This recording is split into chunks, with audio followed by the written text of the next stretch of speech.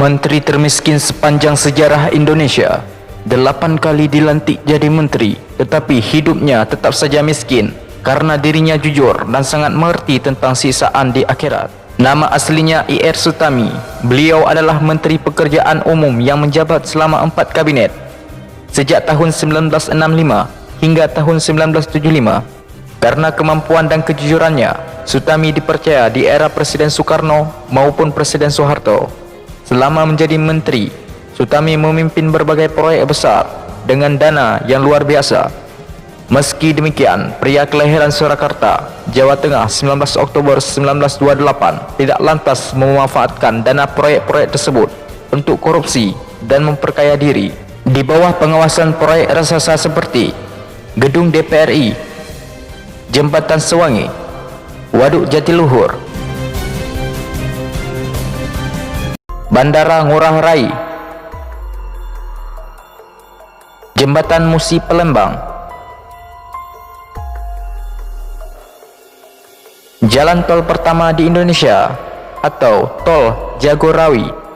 Meski sudah belasan tahun menjabat sebagai menteri, nyatanya Sutami memilih untuk menikmati hidup sederhana. Berikut kisah inspirasi Menteri Sutami yang patut diteladani.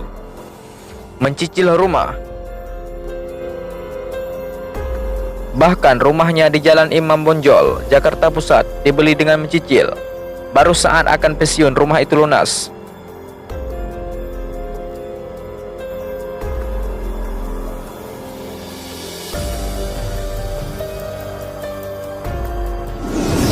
Rumah yang bocor dan menolak halus tawaran mobil. Pada suatu ketika, tradisi lebaran rumah para pejabat selalu ramai dikunjungi tamu. Demikian pula rumah Menteri Pekerjaan Umum dari Tenaga Listrik, Sutami.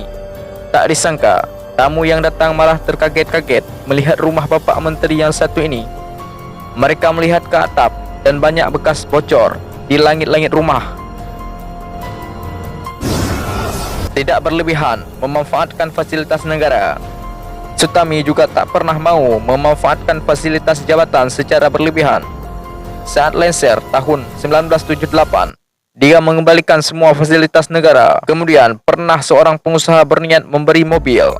Pengusaha itu tahu bahwa mobil dinas Sutami ikut dikembalikan usai pensiun, tapi dengan halus Sutami menolak.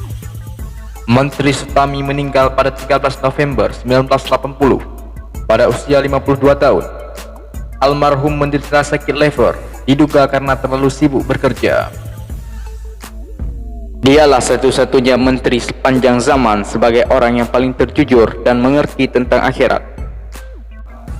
Meski jasanya banyak untuk bangsa Indonesia, Sutami sempat mengungkapkan bahwa dia tidak mau dimakamkan di Taman Makam Pahlawan Kalibata. Akhirnya Sutami dimakamkan di Tanah Khusus, Jakarta Selatan. Kemudian namanya diabadikan sebagai sebuah waduk di Kabupaten Malang, yakni Waduk Ir Sutami. Indonesia saat ini membutuhkan lebih banyak sosok menteri seperti Sutami.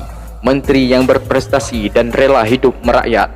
Menteri yang menghindar dari kehidupan duniawi, yang melenakan dan memilih hidup bersih hingga akhir hayatnya. Hingga kini namanya tetap harum dan akan selalu dikenang oleh rakyat yang merindukan sosok hebat dan sederhana seperti beliau.